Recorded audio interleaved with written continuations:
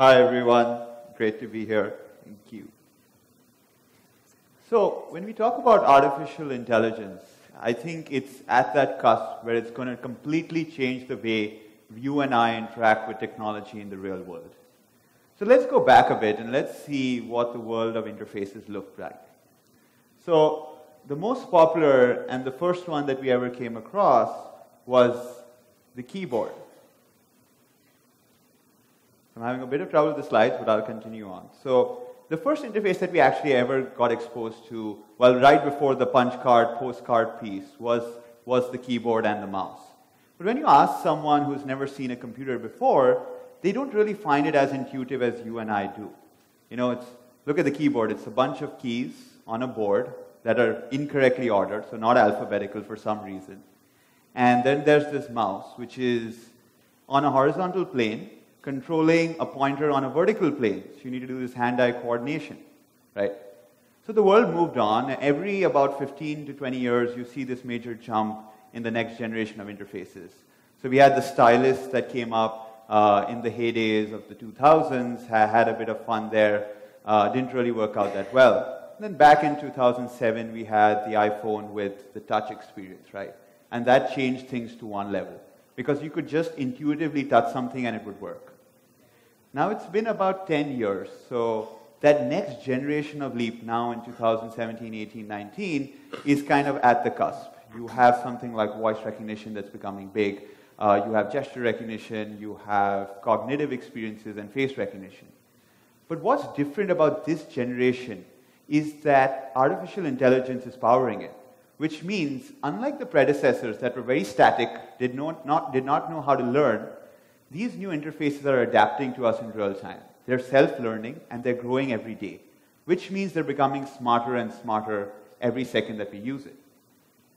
So we at Fluid AI are fortunate to be at the cutting edge of deep learning, machine learning, and leveraging AI for such kinds of experiences, which is why we thought it would be very interesting to analyze what the future of a magazine would look like. Right? Print media is this one industry everyone talks about and says, wow, print is dead. No one's going to ever want to have print or news again. So we thought, let's reimagine print media. So we took three elements when we designed this. We said, let's take one of the most iconic brands in print media, which has been around for about 100 years, just celebrated their 100 years anniversary, Forbes. And then we said, let's take one of the most iconic billionaires in the world, someone you and me would love to interact with in a magazine. So we took Warren Buffett. And we took Fluid AI, our AI-patented technology, which does deep learning for a lot of the large banks and enterprises across the world. And we said, let's put these three together to reimagine what an experience would look like and how would you consume a magazine leveraging AI. And the results that we came up with, well, actually, let me go ahead and show that to you. So we could switch over to the computer. Thank you. Could you grab that for me? Yeah.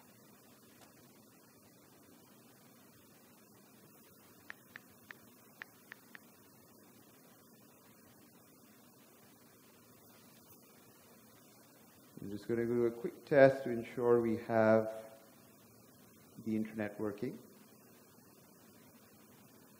Okay, perfect. So what we said was, we launched the world's first ever AI cover, saying that you go to Forbes.com/100, and right on my iPhone, you guys can go ahead and try it at home on Android and iPhone. And let me go ahead and click Start. Hi, I'm Warren Buffett, and we're celebrating the 100th anniversary of Forbes magazine by answering your questions. Thanks to artificial intelligence, you and I can have a conversation. So ask away. Anything about business, finance, or my personal journey. Click on the microphone at the bottom of the screen to ask me questions. So we have Warren that's come up, very kind of him, to have a conversation with me. And I can go ahead and start talking with him and interacting with him and asking him questions. So let's hope this works through my microphone. Warren, what should I invest in?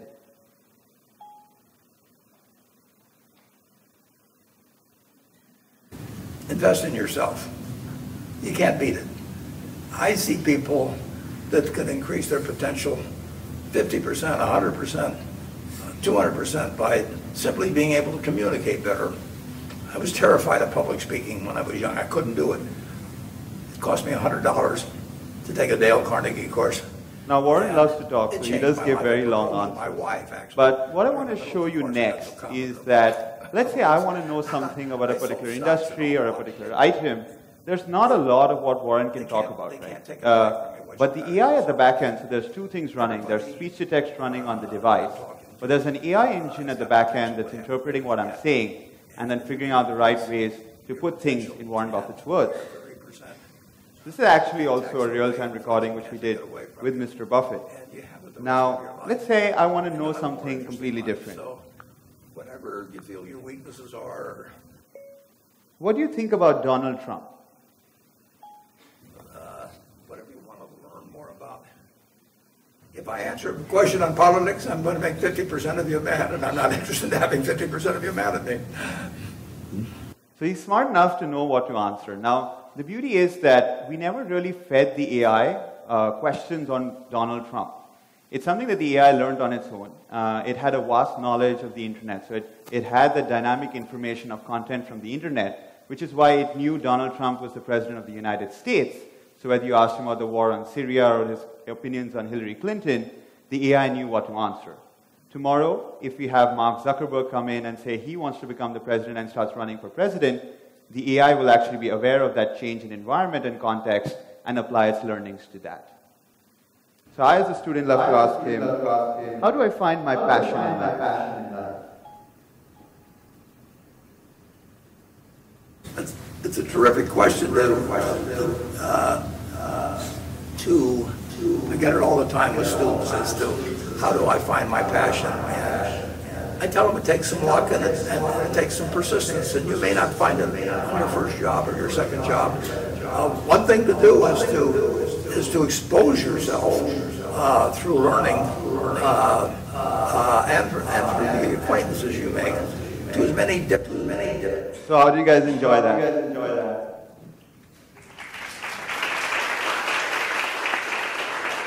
So today's generation of experiences are going to be very user-driven. You're going to decide what to do. So it's going to be like you're interviewing Warren Buffett or the next Bill Gates and doing the information that you want to grab.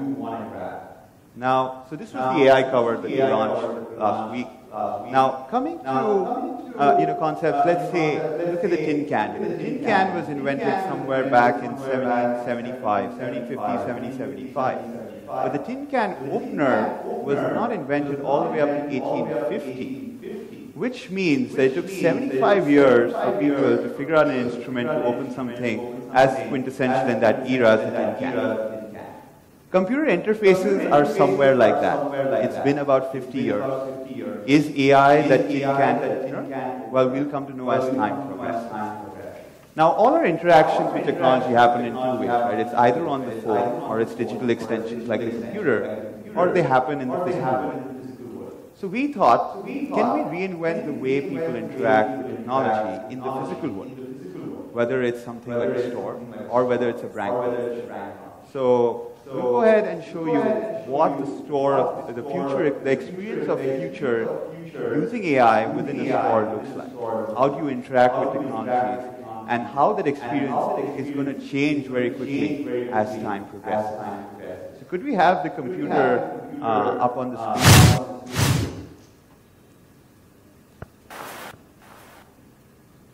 Up here, let's say I walked into a particular store. Hi, welcome to Fluid AI. We have the avatar who very kindly greets me and welcomes me in. Let's say I've entered maybe somewhere like a Starbucks coffee. So it's going to go ahead, recognize me. It says, do you want to order your last order? It's recognized me as Abhinav, who remembers what I ordered last time. I give it a little thumbs up. It goes ahead and pulls out my last order. Says, do you want to confirm with my card out? I go ahead, give it another thumbs up. It's going to go ahead and transact, and that's it. So my Starbucks experience of walking into a store has now translated into this beautiful 5-second experience where I've paid phoneless, cardless, and without ever interacting with a human. Now the same experience of saying what the branch of the future will look like. So let's say I enter a particular bank branch. The first thing everyone wants to do is open a bank account. So let's say it goes ahead and takes my passport size photo. I can then go ahead and remove some ID. So let me go ahead and take out some photo ID. Simply flash it to the device. It'll go and pick it up, and then compare my photo, read the data of my ID, and actually go ahead and open my bank account in 15 to 20 seconds. So that's where the future is heading. It's actually technologies like this are now live in branches in countries like the US. If you want to know more about a product, what do you want to do with it? You should try a frequent flyer credit card. It gives you miles every time you spend. You never have to buy a ticket again. So I can know more about a particular card, go into a different world, even go ahead and explore houses. So I'm looking for a home loan. The best way would be, I can feel I'm there. I go ahead, tilt my head left or tilt my head right. It's like I'm within that particular location. If I go ahead and step forward or step back, it'll actually go ahead and move me around in that location. It's an interesting paradigm of exploring locations very quickly without actually having to physically move. And then at any point in time, if I go ahead and bring someone on call or talk to an advisor, I can have a real-time person come up and have a conversation. And obviously, we've always added fun elements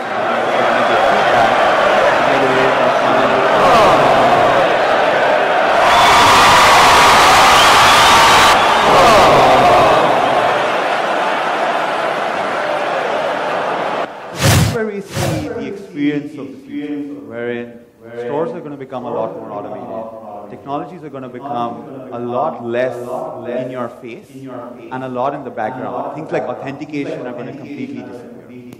Now, one thing when everyone talks about AI, is very top of mind, is that, hey, AI is going to remove jobs, right? It's going to replace a bunch of us, 80% of bank jobs are going to go away, and all we're going to be left with is machines that are handling all these jobs. But we have a slightly different perspective on that. There's a very interesting part of this paradigm that people haven't really realized. So if you see interfaces like I showed you, they're becoming a lot easier to use, right? It's voice, it's gesture. You don't really need to know your traditional paradigms of knowing how to use a computer, how to log on to the internet, how to go ahead and tap on your iPhone, right? It's all going away. And that suddenly means you have this huge set of the population of any developing country that's suddenly saying that, hey, these guys never knew how to use computers, but do they really need to know how to use them now to add value to the economy, right? So you're suddenly going to have this massive inflow of people that never were employable, that never had any productivity in the market, and suddenly using AI-based interfaces are at par with the rest of us in the world. And that entire cycle is something that makes us very excited about what the future of the interface is going to be when it's powered by AI. Thank you very much.